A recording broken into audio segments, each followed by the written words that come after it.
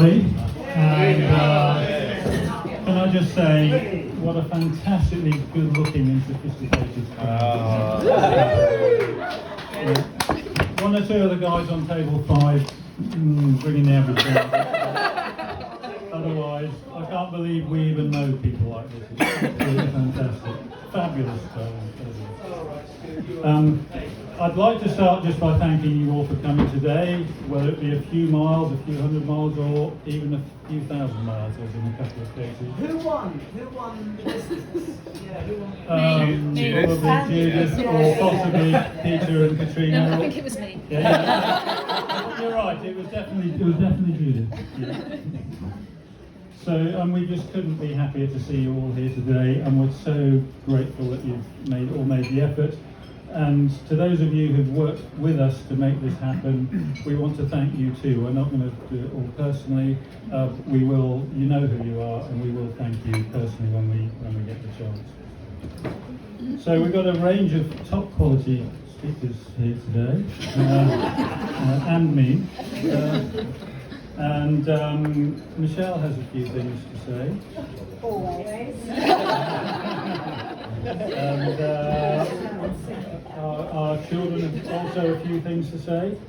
And then after that, Michelle's sister Judith, who's come all the way from California, as we've just established, the longest distance. The longest distance ever. Will be giving us a talk on what my family needs to know about Michelle. And my brother David here will follow that with, well, essentially it will be a eulogy, but it's what... It's a roast, Dan, it's a roast. what Michelle's family needs to know about me. And all I will say is if it departs at all from the eulogistic theme, then 2 words, Will Smith. Right?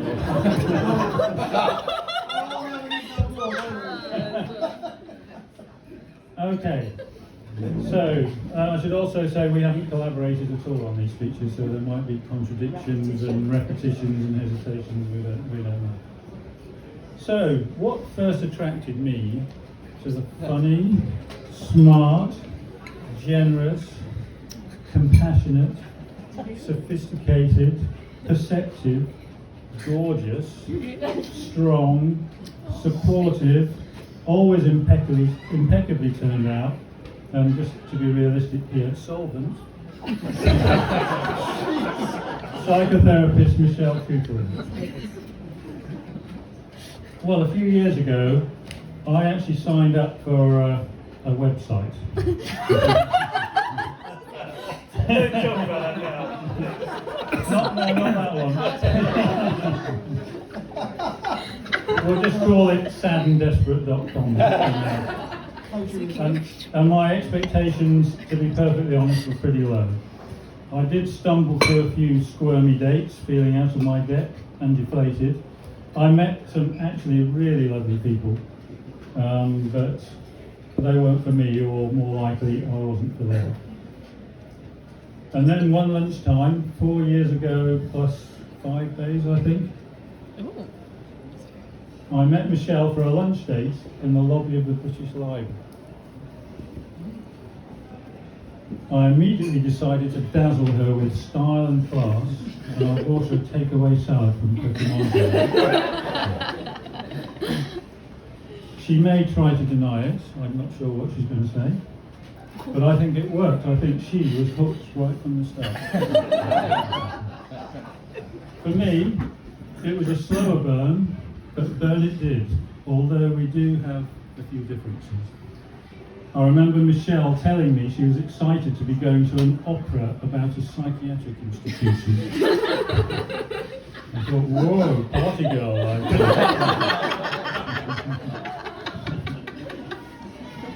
I took her to Ronnie Scott's, she took me to Glyndebourne. I droned on about my new electric car, I'm afraid I do still do that. Well, she perfected her technique of appearing attentive while thinking about something else entirely. Leave it at that. And I was equally enthralled as she animatedly explained the concepts of id, ego and superego. And I haven't forgotten any of it. You can ask me anything later. But we also had much in common. In particular, our core values of family, trust, and Sauvignon Blanc. And as things unfolded over the following months, I began to realise that this just might be the best thing that could have happened to me. I eventually met Max and Fraser for after-work drinks, and I sat next to Michelle, trying to sound hip and cool, and feeling that if I failed that audition, it could be all over. Fortunately, they overcame their justifiable reservations, and what incredible young men they've since turned out to be, along with their equally amazing partners, Maddie and Nikki. I really, really appreciate the way they've welcomed me, and I'm now so happy that Emily, Louisa and I and they are all part of the same family. So things were bowling along pretty well, and then came lockdown. I'm sure we all remember that. And our weekend shuffling between our respective houses was brought to a juddering halt. Out of adversity comes opportunity. And Michelle and I had spent many happy weekends together, but we'd never actually lived under the same roof. So we decided that Michelle would move in with me for a month in what was an unspoken trial period. I think I suggested 3 days.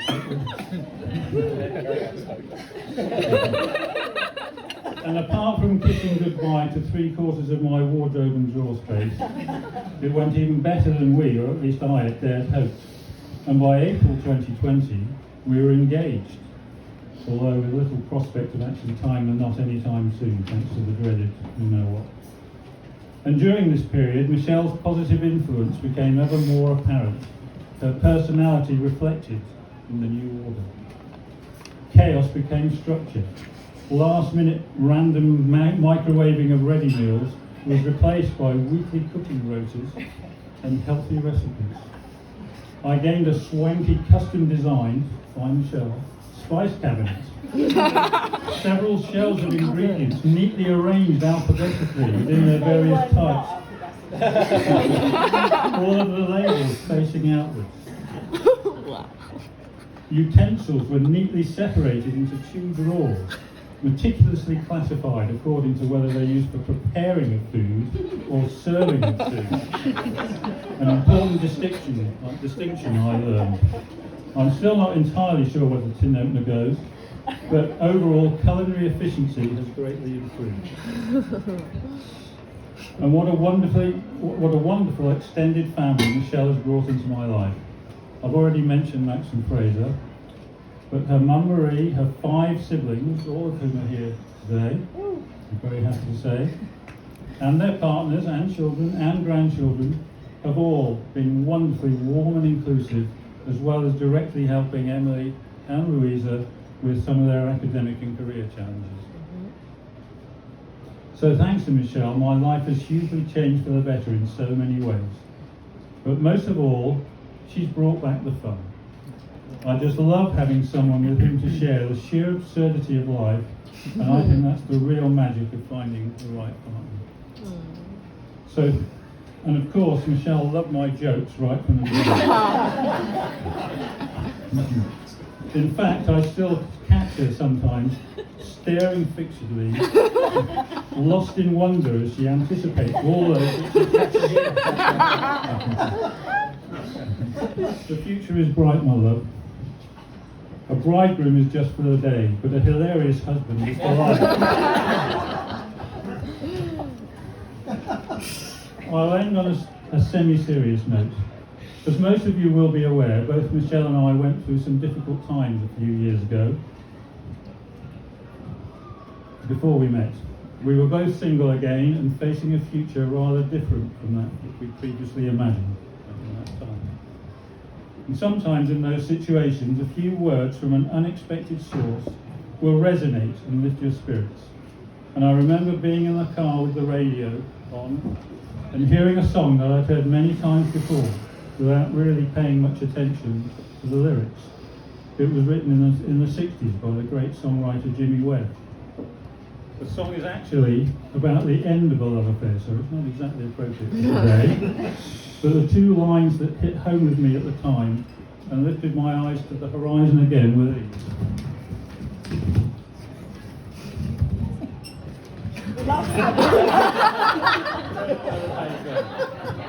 I remember what they are.